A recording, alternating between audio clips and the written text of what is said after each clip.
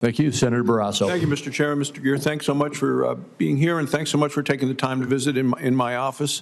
As U.S. Trade Rep, you're going to be the tip of the sphere in advancing President Trump's pro-growth and pro-worker trade agreement agenda.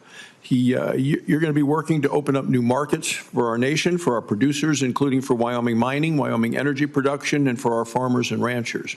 You'll also be protecting America's interests and fighting back against abusive trade practices from foreign adversaries that undermine U.S. industries and our critical supply chains.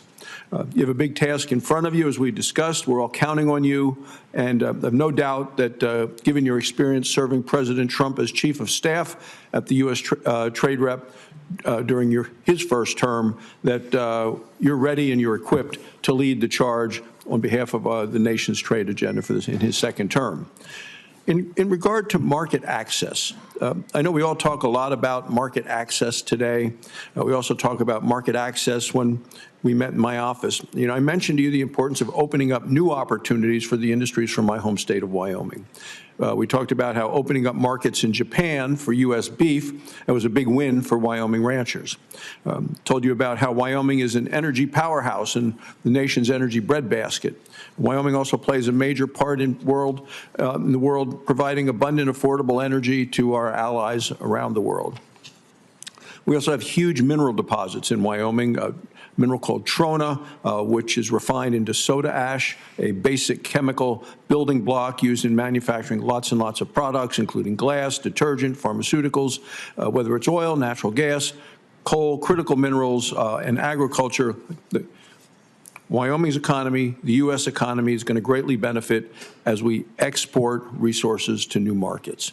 So as U.S. Trade Rep, what types of emphasis are you going to place on opening up new markets for U.S. exporters and certainly for Wyoming producers? Well, Senator, thank you for that, and I agree with you on the mineral wealth and other wealth that Wyoming has to share with the country and the rest of the world. I expect that going forward, we want to be in a position where our economy is very strong. So I don't think about trade policy as an end in itself, right? I think of trade policy as something that's going to result in higher wages and higher incomes for Americans and their families. And that means a lot of things. It means we need to make more here. It means we need to export more as well. You know, as everyone knows, I have concerns about the trade deficit. I think it's unsustainable and I think it's harmful, but there are several ways to get at it. One is by ensuring that there are unfair trade practices with imports, but another important way is by making sure that we have other markets where we can export our goods and services. Could you add into it in terms of maybe how you would do it differently than what we saw the last 4 years under the Biden administration? I thought they felt way short in opening access to new markets. Well, for me, Senator, it's of critical importance to, at a very early stage, and I hope the Office of the USTR has already started in this, it's very important at an early stage to figure out exactly what we want from these other countries. Sometimes I hear people say, let's do a deal.